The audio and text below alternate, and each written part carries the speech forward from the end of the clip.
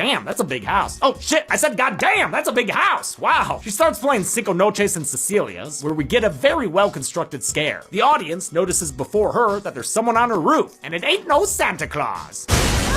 Damn, people in glass houses shouldn't fuck with John Kramer. By the time she gets to her garage, Pighead is already waiting in front of the car. And in the back seat. There'd be 2 robot Pigheads in these parts. Which, I mean, is pretty obvious. Not like John Kramer was charging people with a pickle prod like that. Nope, he had a helper. This is my associate, Amanda. Amanda Young is back, baby! She's such a great character. And was a damn good contender in the first ever Horror Royal Rumble. Make sure you tune in for the second one on January 20th. I'm just gotta wonder why they've got her in that little boy wig. Her hair has literally never looked like that at any other point in the series. Why not give her a dignified de-aging with a backwards cap, like a decent human being? Timeline-wise, this would be after Amanda escaped her bear trap test, but before she took the plunge, literally, in Sawtooth's trap house, where she worked for John undercover. So, still early in her apprenticeship. Since Peterson's abandoned chemical plant is exactly John's whole vibe, he uses it to stage the group trap portion of the film, which was always a highlight throughout the series. Remember the collar one from Saw 5? Good times. The latest players wake up with a whole lot of questions. Why? Well, actually, it's mostly that one. Instead of hiding behind cassette tapes and creepy dolls, John shames these people face to face. I mean, everyone already knows him anyway. Some react with hysterics, others with panic dread, while Cecilia stays a carny until John shuts that shit down. We were only trying to help you. That game is over. And a new game's about to begin. Valentina is the first one to be challenged in a trap using a Geely saw. John says it's a bone saw named after its inventors, Ben Affleck and Jennifer Lopez. In classic Kramer fashion, he claims he won't be responsible if Valentina dies, and that it'll be a good lesson, blah, blah, blah, blah, blah. This is not retribution. It's a reawakening. So, yeah, he's still the same old self-righteous asshole, but it's easier to sympathize with him against charlatans who steal the last thing terminal people have. Oh. And Cecilia's been doing it a while, 8 years, with 34 prior patients, all of whom died. For her part in the scam, Valentina must cut off her leg and suck out 3 ounces of marrow in just 3 minutes. If she doesn't, she'll fall victim to the Beheader 5000. You'll make it.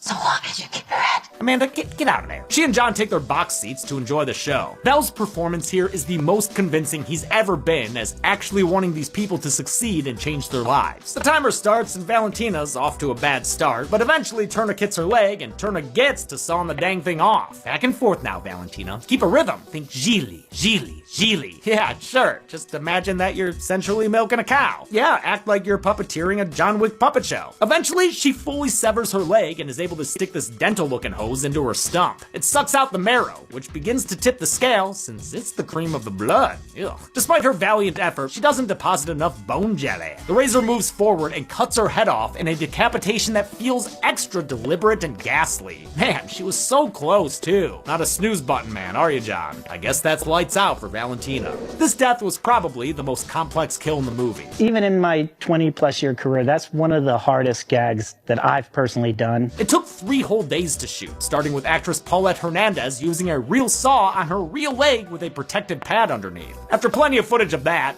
and I mean a lot of it, she hid her real leg in a hidey hole and flossed away at a fake leg, which was filled with blood pumps and a prosthetic femur made by Fractured FX. The effect is so seamless, even director Groidert can't tell where the makeup ends and the prosthetics begin. So that leg is fake. To top it off, or to off her top, I guess, a full body and head prosthetics were rigged with monofilament to fall apart on cue and go where they needed to for the shot and the story. Tied together with Hernandez's great performance, her first ever in English, the complete effect is nothing short of a magic trick. Almost impressive as the fact that Groidert used everything they shot in the final cut. I don't know what the MPA was thinking, but I'll take it. The decapitation really kills the mood. Gabriella blames Cecilia, while Cecilia blames the young girl's oxy habit. That rubs recovering addict Amanda the wrong way. Sometimes we get sucked into things that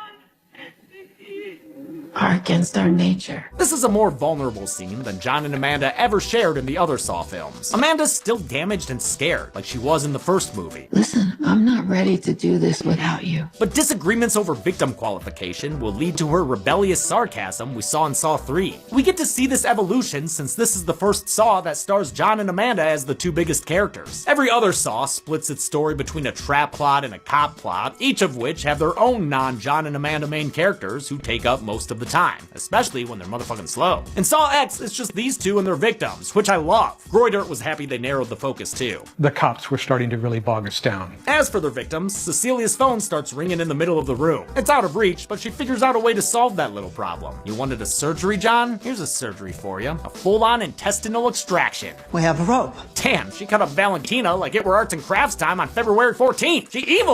Valentina's tract may look like a dirty, disgusting nerd's rope, but it gets the job done. I love how Cecilia finishes pulling it towards her with a little ta-da! She calls someone and says a few Norwegian words before getting bad dog by Amanda. Look at this mess you made, bad dog! I'm surprised Amanda doesn't shove her face in it. All of a sudden, they hear someone yelling outside the factory. It's Parker Sears. Open this fucking door! John's former fellow patient from the UCube Medical Center is here and says he's also mad about being scammed. So mad he could shoot a pig, which he does. Before he can run away from Valentina's severed head, Amanda knocks him out. He comes to a little later, tied to a chair. Hey! Hey little boy, let me go and I'll help you with your homework there. John expresses sympathy towards Parker as a fellow sucker. Still, he says Parker's gotta play a game too. His only rule right now is no guns. Parker agrees, but says he doesn't condone what's going on here. We don't kill. You chopped a fucking head off. See, I always got YouTube comments saying that I talk too much about John being a murderer, but the movies won't shut up about it either. I mean, everyone involved, from Bell to the filmmakers, understand that the character is a hypocrite. You can hide behind this moral code that you seem to have or you think you have, but you are the one that's designing these traps. You're the one that's pushing the buttons. Amanda thinks Parker is a risk, but John reminds her that everything he's ever done has always gone perfectly according to plan, which, you know what, is true. Because of her sympathy for Gabriella, Amanda moves Mateo up to the head of the lesson line. Lucky for him, he's got his substitute teacher in the form of Billy the Puppet! Yeah! Oh shit, he riding! I mean, it's taking the little guy a minute, but he'll squeak there eventually. There we go. And he's got a little cassette tape too. Jugarme, Mateo! Okay, or don't, and get shocked. Totally up to you, dude.